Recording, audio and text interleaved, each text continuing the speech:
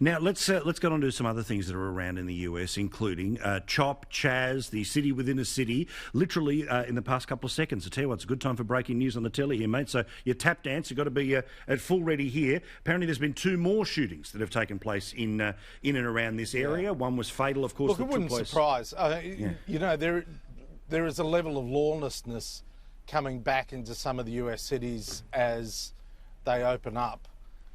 And Chicago had a horrendous weekend last weekend. I mean, it was distressing to read. You know, I think from memory it was about 10 children were shot in Chicago. This is just random violence on one weekend. About 70 or 80 people were shot last weekend in Chicago.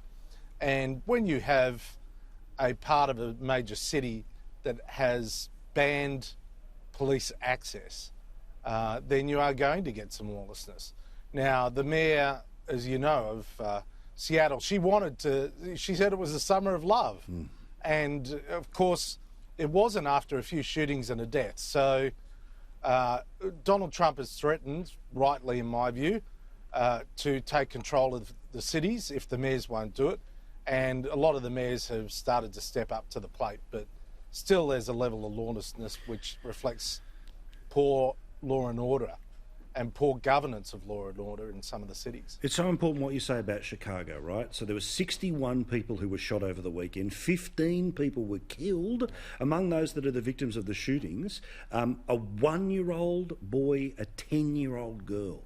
That's what's happening in Chicago. Black Lives Matter, or they don't, right? Like, wouldn't you want to have a protest movement to go into the worst parts of these cities to confront and say, hey, no more of this stuff? But interestingly, we keep hearing that there's an attempt to bring CHOP down from within, that protesters want to walk away, but they're being directed in a particular area that doesn't really help Joe Biden. They're being directed to support him, which means, of course, that Donald Trump can very easily, not fake news it, but he's going to be very able to draw a straight line between Joe Biden and the type of lunacy that took over that part of America.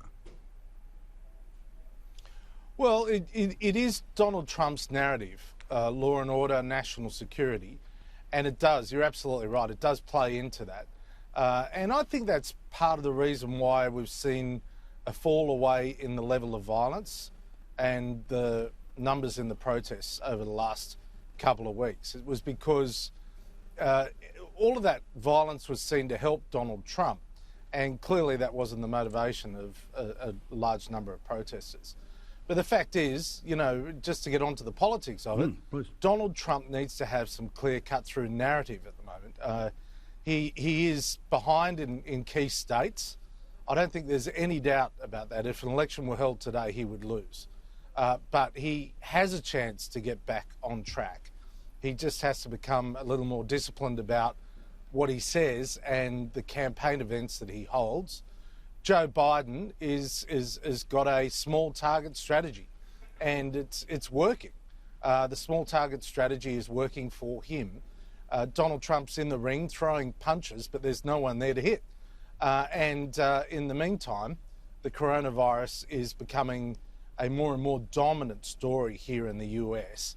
Because what's happening is all of those small businesses that the president gave hope to, that they would come back, roaring back, reopen, are now being shut down again. So, you know, yesterday I went to buy some stuff for my kitchen. I couldn't find a shop that was open, and eventually got to a Bloomingdale's 5 miles away, and it was completely empty. Wow. Completely empty. And I just thought to myself that this talk about an economic recovery here is you know, well away from retail, well away from tourism, and unless the president can find a way to get some economic narrative back, to talk about jobs, to continue about national security, and I know he's being advised to focus on China, then unless he's on those 3 issues, then Joe Biden's going to continue to lead, and will lead the polls.